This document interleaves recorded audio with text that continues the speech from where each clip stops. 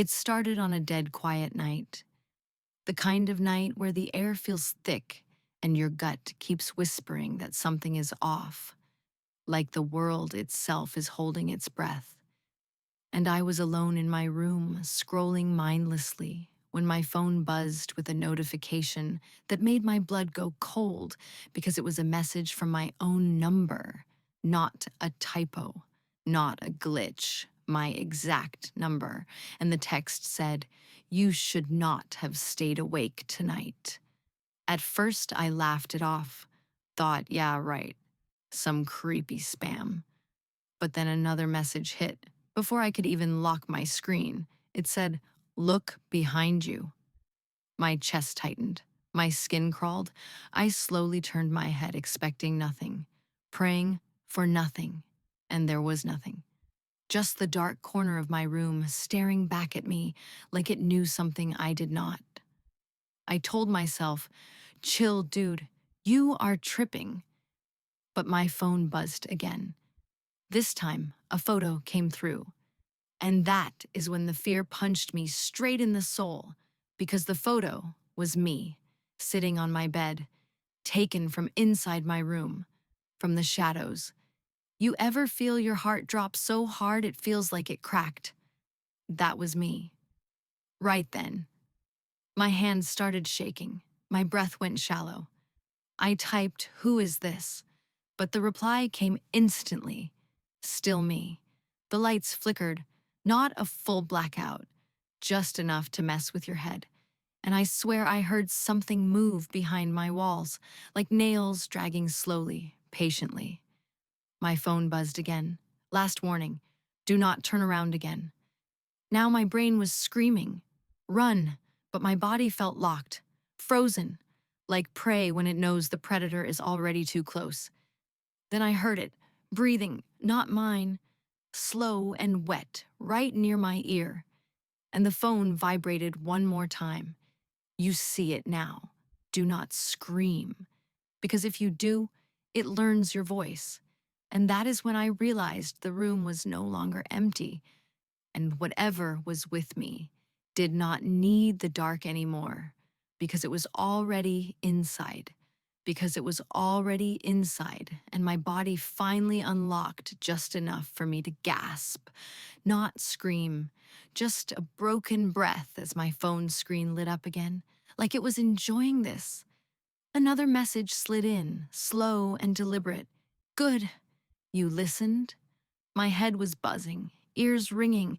That breathing stayed close, like it was smiling inches from my skin. I tried to stand, but my legs felt like borrowed bones, weak and shaking. My phone camera suddenly turned on by itself, front camera, and there I was on the screen, pale, eyes wide, sweat running down my face. But behind me, right over my shoulder, the dark was thicker, wrong, moving like smoke that forgot how to drift. My phone buzzed again. Do not look at it directly. You never look at it directly. I whispered, "What do you want?" And the reply came back almost playful. "Just to stay. Just to watch. Just to learn you." The walls creaked like the house was shifting its weight. The breathing turned into a soft, wet chuckle. My phone dropped from my hand but did not hit the floor. It stopped mid-air for half a second before snapping back into my palm like something forced it there. Another text. See how easy you are to hold. The lights dimmed more, not off, just low enough to stretch every shadow into something tall and patient. My reflection in the mirror across the room started lagging behind my movements, smiling when I was not, tilting its head like it was curious. My phone buzzed again. Do not trust mirrors. They remember things you forget. My heart was slamming so hard I thought it would give me away. The breathing moved from my ear to behind my head, then everywhere at once. Like the room itself had lungs now. My phone vibrated one more time. You feel it settling in, right? That heavy feeling. like someone sitting inside your chest. And I knew whatever this thing was, it was not rushing, it was unpacking, and it kept unpacking slow, real slow, like it had all the time in the world. And I was just another place to crash. My chest felt tight, like someone had their hand wrapped around my lungs, squeezing just enough to remind me who was in charge. My phone buzzed again. You always breathe like that when you are scared.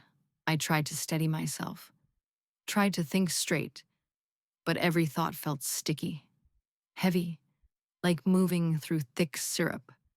The mirror grin widened, teeth showing where mine were not. The room smelled off now, damp and metallic, like rain hitting old rust.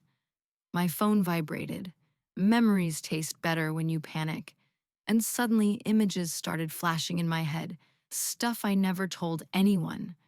Moments I buried deep, stupid fears, childhood nights staring at the dark.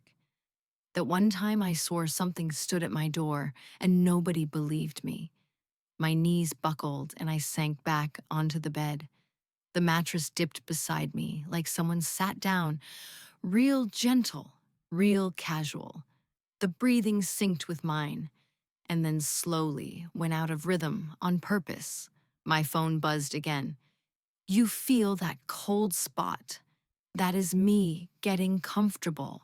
The shadows crawled up the walls like they were climbing toward the ceiling to watch. The house groaned low and long, like it was tired of holding secrets. My reflection leaned closer to the mirror glass, lips moving without sound, practicing my face. My phone vibrated once more. Do not worry. I am not here to hurt you. I am here to stay awake with you. And the worst part was how my fear started mixing with something else, something ugly, because a tiny part of me knew the night was nowhere near done, and whatever was sitting with me was just getting warmed up. And that warm up felt personal, like it was stretching inside my head, getting used to my thoughts. My phone buzzed again. Damn, you think loud. That is cute. My ears popped like pressure dropping, and the room tilted just a little. Not enough to knock me over, just enough to make me doubt my balance. My senses, my sanity. I pressed my palms into the mattress, and it felt wrong, softer than it should be, like pressing into something that pushed back slow. The breathing stopped for a second, and that scared me more than the sound ever did. My phone vibrated hard. Do not freak out. I am just closer now. The shadows peeled themselves off the walls and pooled near my feet. Cold crept up my legs like icy fingers taking their time. My reflection blinked out of sync, then mouthed a word I could not hear but somehow understood. Mine. My phone buzzed again. You feel that pressure behind your eyes. That is me knocking. The ceiling above me cracked with a dry snap, and dust drifted down like dirty snow. The mattress dipped deeper, something shifting its weight beside me. Patient, heavy. My heartbeat got loud in my ears, too loud, like it was broadcasting my location. My phone vibrated. Relax. Nobody is coming. Nobody ever does. The air grew thick, hard to pull in, every breath tasting like old pennies. My reflection raised its hand and placed it against the mirror from the inside, palm flat, waiting. My phone buzzed again. You should smile back. It hates when you resist. And I realized my jaw was aching because I was clenching it so hard, fighting the urge to obey. The shadows surged forward another inch. The bed creaked like it was giving up. And whatever was with me shifted again, settling deeper, like it was finally finding the right position to stay. Like it was finally finding the right position to stay. And that is when the phone went dead silent. No buzz, no vibration, just a black screen reflecting my face and something else pressed close behind it. The breathing stopped too. The room went so quiet it felt loud, and in that silence, I heard a soft click. Not from the phone, from the closet door, slow, careful, like fingers testing a lock. The mirror cracked with a thin, sharp line straight down the middle, and my reflection finally spoke out loud, using my voice but twisted, stretched, wrong. It said, "You were never alone." The closet door creaked open inch by inch, and the air spilled out cold and rotten. And I saw it. Not a shadow now, not smoke, a shape, tall and bent, skin pulled tight like it did not fit, eyes too deep, too empty. And I understood all at once, the messages, the photos, the breathing. It was never texting me from my phone. It was texting me from inside the house. From inside me, my phone lit up one last time on the bed, and a final message appeared. "Thank you for letting me in." Then the lights cut out completely, and something wrapped around my shoulders from behind. Real, solid, freezing, its mouth close to my ear as it whispered, "Now they will see me too." And the screen of my phone turned on by itself again, camera live, pointing straight at the darkness, streaming, broadcasting, showing everyone exactly what was standing where I used to be. So if you felt a chill while listening, if your room suddenly feels a little too quiet, do not ignore it. Hit subscribe, stay awake, and remember this, because the moment you stop watching, it starts watching you.